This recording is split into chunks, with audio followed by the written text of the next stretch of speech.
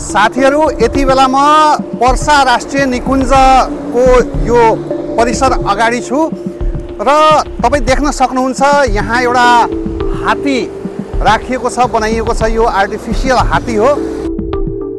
जनावरहरूको राम्रो वासस्थानको रूपमा परिचित पर्सा राष्ट्रिय निकुञ्जमा आज हामी भ्रमण गर्छौं र आजको हाम्रो यात्रा यहाँबाट जंगल सफारी गर्दै हामी सुवर्णपुर र रामभौरी भाटासम्म पुग्छौं र बाटोमा जे दृश्यहरू देखिन्छ ती सबै दृश्य हामी यहाँलाई देखाउने प्रयास गर्छौं। सबैजना हाई गरिदिनु। हेलो, हामी पर्सा राष्ट्रिय निकुञ्जबाट रामभौरी भाटाको लागि प्रस्थान गरिसकेको छौं। हामी अहिले जीप सफारीमा छौं।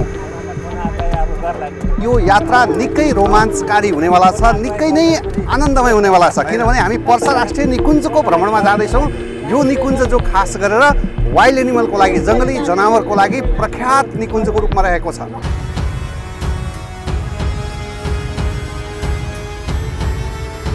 खास गरेर रैथाने हात्ती र बाघको लागि प्रख्यात यो निकुञ्जमा यहाँलाई जानकारी गराउँ। बाघको संख्या मात्रै यहाँ 41वटा बाघ रहेको छ र सम्भवतः आजको यात्रामा तपाईहरुलाई हामी बाघ, हात्ती र चित्तल त सामान्य कुरा भइहाल्यो, विशेष गरी गौरी गाई देखाउने हामी प्रयास गर्छौं र यदि सम्भव भएर यदि हामी प्रतापपुर यदि पुग्न सम्भव भएछ भने हामी त्यहाँ तपाईहरुलाई गैंडा पनि देखाउँछौं। त्यसकारण साथीहरू यो भिडियोलाई स्किप नगरेर आनन्दले हेर्नु होला, किनभने तपाईहरुलाई मैले धेरै चीज जंगली जनावर देखाउने वाला छु।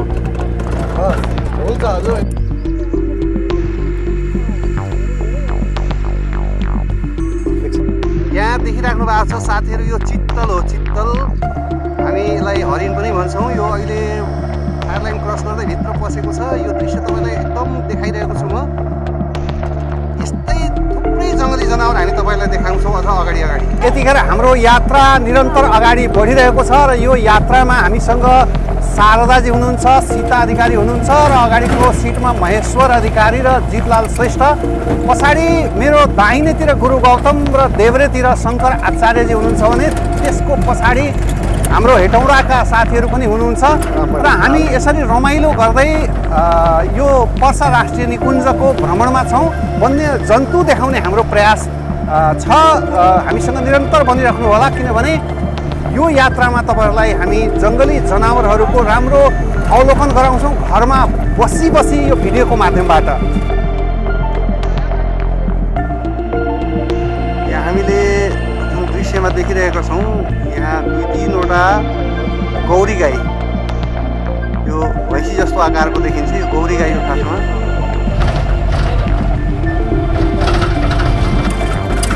साथीहरू यतिखेर हामी पर्सा राष्ट्रिय निकुञ्ज भित्रको सबुज गणको महादेव पोस्ट भन्ने अहिले भर्खरै हामी क्रस गरेका छौँ। बारसिंगा हो है साथीहरू, यो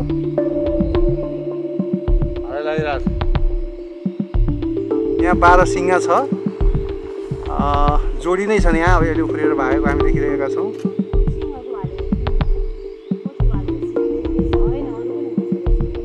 यहाँ हामीले देखिरहेका छौँ, यहाँहरू धेरै छन्।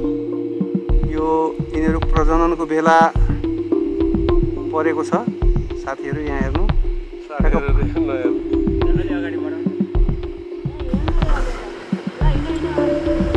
यस्तो दुर्लभ दृश्य आउन गाह्रै पर्छ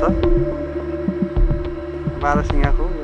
अब यस पछाडि हामी यहाँबाट झन्डै 10 किलोमिटर टाढा रहेको चार भैया पोस्टमा पुगेर त्यहाँबाट हामी रामभौरी भाटाका लागि निस्किन्छौँ।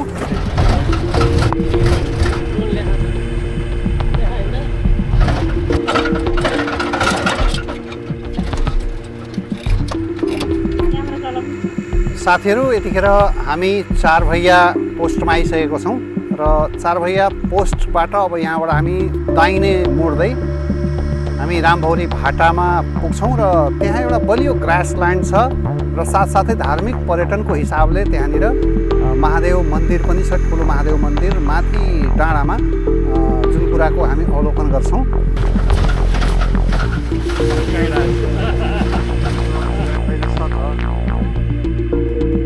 यहाँ एउटा मयूर छ, हामीले भर्खरै हामी यहाँ मयूर देखिरहेछौँ, खोला मजाले हिँड्दैछ। साथीहरू यो पर्सा राष्ट्रिय निकुञ्जको रामभौरी भाटाको नजिक हामी आइसकेका छौँ। यो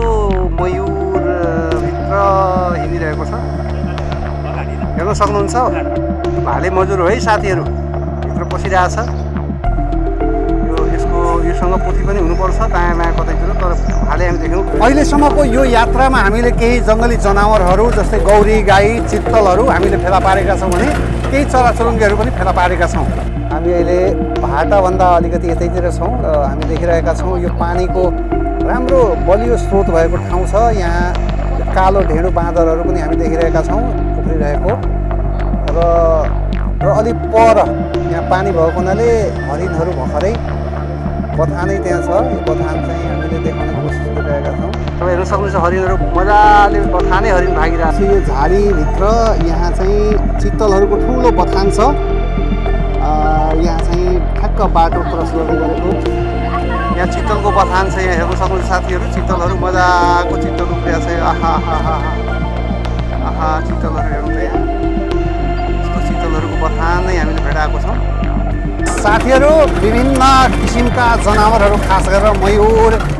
चित्तल लगायतका जनावरहरूको अवलोकन गर्दै त्यसको छायाङ्कन गर्दै यतिखेर हामी रामभौरी भाटामा आइसकेको छौँ यो अगाडि जुन दृश्य देखिराख्नु भएको छ भाटाको ग्रासल्यान्ड हो माथितिर चुरे श्रृङ्खला र चुरे श्रृङ्खलाको ठ्याक्क तल यो भाटा बनिरहेको छ यो खास गरेर धार्मिक पर्यटनको हिसाबले एकातिर यसको महत्त्व छ भने यो भाटा शिव मन्दिर भएको ठाउँ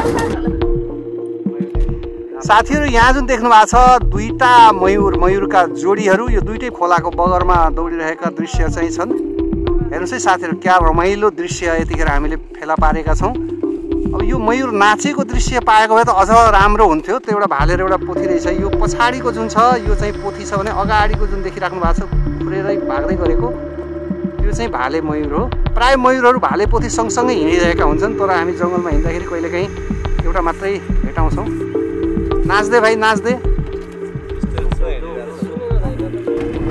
साथीहरू यतिखेर हामी रामभौरी भाटामा आइपुगेका छौँ र यो भाटा खास गरेर धार्मिक पर्यटनको लागि यहाँ एउटा शिव मन्दिर छ माथि डाँडामा भने जङ्गली जनावरहरूको लागि यहाँ एउटा बलियो सिमसार छ यो सिमसारमा ग्रासल्यान्ड पनि त्यतिकै विकसित भएको कारणले गर्दाखेरि यहाँ जङ्गली जनावरहरू पनि राम्रो उपस्थिति हामी देख्छौँ बेला बेलामा र आज हाम्रो उद्देश्य नै यो सिमसारमा जङ्गली जनावरको अवलोकन गर्नु पनि हो र शिव मन्दिरको दर्शन पनि गर्नु हो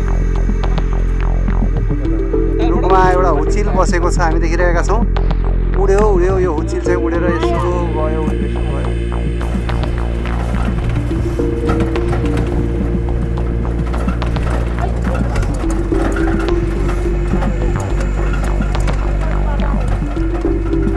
बाँदर त कति झुक्यो नि खिचिन्छ त्यहाँदेखि साथीहरू अल्टिमेटली हामी रामभौरी भाटाको दुग्धेश्वर महादेवको मन्दिरमा आइसकेको छौँ र मन्दिरको अहिले तल ठ्याक्क प्रवेशद्वारनिर हामी आएको छौँ यहाँ देख्न सक्नुहुन्छ निर्माण हुँदै गरेको प्रवेशद्वार छ र यसबाट हामी माथि लगेर दुग्धेश्वर महादेवको दर्शन हामी गर्छौँ पनि र यहाँहरूलाई दुग्धेश्वर महादेवको दर्शन पनि गराउँछौँ जय शम्भो जय शम्भो जय शम्भो दुग्धेश्वर महादेवको मन्दिरमा अब हामी यहाँबाट अगाडि प्रवेश गर्दैछौँ यो भर्याङ हुँदै अलिकति माथि नै उक्लिनुपर्छ साथीहरू माथि उक्ले पछाडि हामी मन्दिरमा पुग्छौँ मन्दिर अलिकति माथि हाइटमै छ हाइट चढ्नुपर्छ भर्याङ अहिले हामी चढ्दैछौँ यहाँलाई जानकारी गरौँ यो मन्दिर खास गरेर माघ महिनाको शिवरात्रिमा र साउनमा शिवभक्तहरूको लागि एकदमै श्रद्धा र आस्थाको केन्द्र हो यहाँ दर्शन गर्ने दर्शनार्थीहरू विशेष गरेर त्यो अवसरमा आउनुहुन्छ भने अन्य बेला पनि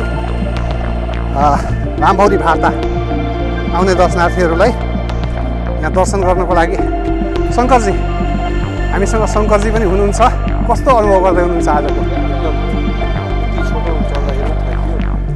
गाडी चढेर आएको सिडी चढ्दा करिब 50-60 मिटर मात्रै चढायो होला हामी थाकिसक्यो हामी अझ हामी कति चढ्छौँ होला अझ यसको डबल छ अझ डबल छ हामीले जानुपर्ने अझ ऊ पर माथि छ माथि जहाँ शिवजीको मन्दिर छ अहिलेसम्म देखिएको छैन यसरी हामी कति घुम्ती क्रस गरेपछि बल्ल शिव मन्दिर देखिन्छ र मन्दिरमा पुगेपछि त्यहाँको रमणीय र आनन्दको वातावरणको महसुस त हुने नै छ शिवजीको दर्शन हुन्छ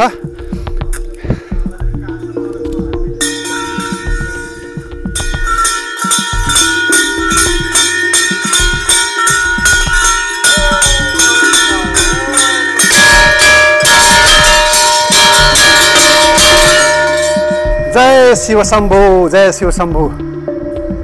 यतिखेर हामी दुग्धेश्वर महादेवको मन्दिर परिसरमा आइसकेको छौँ र असाध्यै नै रमणीय ठाउँ छ यो। जङ्गलको बिचमा चुरेको फेदीमा दुग्धेश्वर महादेव बस्नुभएको छ र यहाँ हामी देख्न सक्छौँ। जय शिव शम्भु, जय शिव शम्भु। यो माथि दुग्धेश्वर महादेवको मन्दिरको माथिबाट देखिने दृश्य हो साथीहरू। यहाँ असाध्यै सुन्दर जङ्गल छ र यो मन्दिरभन्दा माथि पनि उता एउटा मन्दिर छ, हामी देखाउन सक्छौँ तपाईँहरूलाई।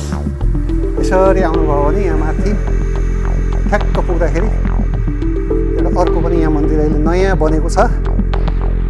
यो पछिल्लो समय पर्यटकीय गन्तव्यको रूपमा विकास भइरहेको दुग्धेश्वर महादेवको मन्दिर। पहिला एउटा मात्रै मन्दिर थियो शिवजीको, दुग्धेश्वर महादेवजीको। अहिले यहाँ अरू मन्दिरहरू पनि बनेको छ, हामी देखिरहेका छौँ। यहाँ वैष्णो देवीको मन्दिर पनि निर्माण हुने अवस्थामा छ। तल वैष्णो माताको मूर्ति राखिएको छ, माथि चाहिँ गजुर बन्दै गरेको अवस्था छ। खुसीको कुरा के छ भने हामीसँगै पर्सा राष्ट्रिय निकुञ्जका चिफ वार्डेन सर, प्रमुख संरक्षण अधिकृत रामचन्द्र खतिवडा सर पनि हामीसँगै हुनुहुन्छ। यो चाहिँ ठाउँ एउटा आस्थाको, हिन्दूको आस्थाको ठाउँ भइकन पनि यो एउटा दृश्यावलोकनको लागि पर्सा राष्ट्रिय निकुञ्जको समग्र चाहिँ वन क्षेत्र, यहाँको जैविक विविधताको लागि चाहिँ यो दृश्यावलोकन गर्ने एउटा प्रमुख चाहिँ स्थानको रूपमा पनि हामीले यसलाई प्रमोट गर्दै गएका छौँ। धार्मिक पर्यटन प्लस चाहिँ नि यसमा दृश्यावलोकनको लागि आउने पर्यटक सबैको लागि एउटा गन्तव्यको रूपमा हामीले यसलाई प्रवर्धन गर्ने लक्ष्य राखेका छौँ। हामीसँग शिक्षक तथा पत्रकार सीता अधिकारी पनि यो मन्दिरमा आएको हामी देखिरहेका छौँ। हिन्दूहरूको आस्थाको मन्दिरको रूपमा शिव मन्दिर रहेको हुन्छ। यो दुग्धेश्वर भाटा म 2 वर्ष अगाडि आउँदा भन्दा अलिकति परिवर्तन भएको छ। यहाँबाट पर्सा राष्ट्रिय निकुञ्जको यो चारकोसे झाडी राम्रोसँग देख्न सकिन्छ। यो पर्यटकहरूको लागि पनि एउटा आकर्षणको गन्तव्य हुन्छ भने धार्मिक पर्यटकको लागि पनि यो राम्रो स्थान रहेको छ। साथीहरू, यतिखेर हामी बडवा लाइनमा आइसकेका छौँ र यहाँबाट हामी सुवर्णपुर जहाँ होमस्टेहरू छन्, खास गरेर सुनाखरी होमस्टे, यो बडवा लाइनको यो बाटोबाट हामी निस्केर अब सुनाखरी होमस्टेमा पुग्छौँ र यो मध्यवर्ती क्षेत्रमा छौँ जहाँ हामी देखिरहेका छौँ सुन्दर पार्कको चाहिँ निर्माण भएको छ। प्रायःजसो यता आउने पर्यटकहरूको लागि एउटा आकर्षणको केन्द्र हो, किनभने मध्यवर्तीको यो सुनाखरी होमस्टे जो सुवर्णपुरमा छ उसले पनि यहाँ जङ्गल सफारी गराउँछ, गाडीमै राखेर जिप सफारी। यदि तपाईँहरू आउनुहुन्छ भने 1000 टिकट तिरेपछि 2 घन्टा घुम्न पाउनुहुन्छ र यस्तै मनोरम दृश्यहरू यहाँ चाहिँ यहाँको बफरसोनका बन्दोबस्त समितिहरूले चाहिँ बनाएको छन्। अबको एकैछिनमा हामी पुग्छौँ सुवर्णपुरमा रहेको सुनाखरी होमस्टे गाउँ, जहाँ होमस्टे राम्रो फस्टाएको छ। खास गरेर यहाँ देख्न सक्नुहुन्छ। अब यहाँबाट निक्लिँदै हामी होमस्टे गाउँमा पुग्छौँ। लामो जङ्गलको घुमाइ जिप सफारीपछि यतिखेर हामी सुवर्णपुरमा रहेको यो होमस्टेमा आइपुगेका छौँ। यहाँ देख्न सक्नुहुन्छ असाध्यै रमाइलो दृश्य छ होमस्टेको। यो सुवर्णपुरमा रहेको होमस्टे हो जुन तपाईँहरूलाई हामी देखाइरहेका छौँ र यहाँ सम्भवतः हाम्रो खानाको व्यवस्थापन यही भएको छ। यहाँ आउने पर्यटकहरू यो होमस्टेमा आउनुहुन्छ घुम्न र यहाँ खाना खाएर फर्किनुहुन्छ। खास गरेर सुवर्णपुरको यो होमस्टे जसलाई सुनाखरी होमस्टे भनिन्छ, सुनाखरी मध्यवर्ती होमस्टे गाउँकै रूपमा परिचित रहेको छ यो ठाउँ। यहाँ देख्न सक्नुहुन्छ सुनाखरी मध्यवर्ती होमस्टे गाउँ, सुवर्णपुर, ठोरी गाउँपालिका 5 सुवर्णपुर पर्सा लेखेको छ। होमस्टे नम्बर 10 सङ्केत जरायो भनेर यहाँका होमस्टेका नामहरू पनि जङ्गली जनावर वन्यजन्तुको नामले चाहिँ राखिएको हामी पाउँछौँ। असाध्यै रमाइलो ठाउँ छ मध्यवर्तीको यो ठाउँ सुवर्णपुर। साथीहरू, पर्सा राष्ट्रिय निकुञ्जको विभिन्न ठाउँको अवलोकन भ्रमण गर्दै जङ्गली जनावरहरूको दृश्य छायाङ्कन गर्दै यतिखेर म पर्सा जिल्लाको ठोरी गाउँपालिकाको वडा नम्बर 5 मा रहेको सुवर्णपुरको यो होमस्टे गाउँ जसलाई सुनाखरी होमस्टे गाउँको रूपमा चिनिन्छ। अहिले हामी यहाँ आइसकेको छौँ र यो हो यहाँको कल्चर भवन, जुन कल्चर भवन खास गरेर यहाँ आउने आन्तरिक पर्यटकलाई स्वागत गर्ने, सांस्कृतिक कार्यक्रम देखाउने र विविध मनोरञ्जनात्मक कार्यक्रम सँगसँगै अन्य क्षेत्रका व्यक्तिहरू अथवा सङ्घ संस्थाहरूले गर्ने कार्यक्रमहरूलाई यो ठाउँमा एउटा हलको सुविधा उपलब्ध गराइएको छ। यहाँहरूलाई म यो ठाउँ देखाइरहेको छु, सुनाखरी होमस्टे गाउँ। यहाँ 15वटा होमस्टेहरू छन् र ती 15वटा होमस्टेमा 2-2वटा बेडहरू राखिएको छ। मासिक भन्दाखेरि हाम्रोमा कन्टिन्यू तपाईँको 10 जनादेखि लिएर 12 जनासम्म कन्टिन्यू हुन्छ। कन्टिन्यू हुन्छ 10 जना 12 जना 10 जना 12 जना 15 जना, कोही बेला 20 जना, कोही बेला 25 जना, त्यस्तो कन्टिन्यू हुन्छ। रेट के राख्नु भएको छ? रेट हाम्रो के अरे अहिलेसम्म चाहिँ हाम्रो सस्तै छ भन्नुपर्दाखेरि, बजार भन्दाखेरि एउटा रुमको 700 लिन्छौँ। खानामा तपाईँको सादा हाम्रो के अरे यो रैथाने खाना, तपाईँको लोकल कुखुरा खसीको मासु र दुईटालाई हामीले के अरे 350 रुपियाँ लिने गरेको छ। ब्रोइलर खान्छौँ भन्यो भने ब्रोइलरको 250 रुपियाँ लिने गरेको छ। सादा खानालाई 150 लिने गरेको छ र खाजामा तपाईँको बिहानको नास्ता 80 रुपियाँदेखि लिएर 250 रुपियाँसम्म छ। हाम्रो यस क्षेत्रमा पर्यटनको गतिविधिहरू बढाउनका निम्ति हामीले संरक्षण क्षेत्रलाई हामीले बलियो बनाउँदै जानुपर्छ र सम्भावित क्षेत्रहरू जहाँ चाहिँ हाम्रो पर्यटन र पर्यटकहरूलाई विशेष गरेर चाहिँ त्यस क्षेत्रको चाहिँ अवलोकन अथवा चाहिँ भ्रमणका निम्ति उहाँहरूलाई चाहिँ सहज र राम्रो लाग्छ, त्यसतर्फ चाहिँ हामीले त्यस क्षेत्रलाई चाहिँ बढी हामीले प्राथमिकता दिनुपर्छ जस्तो लाग्छ। जस्तै यो क्षेत्रमा हाम्रो होमस्टेहरू हामीले स्थापना गरेका छौँ।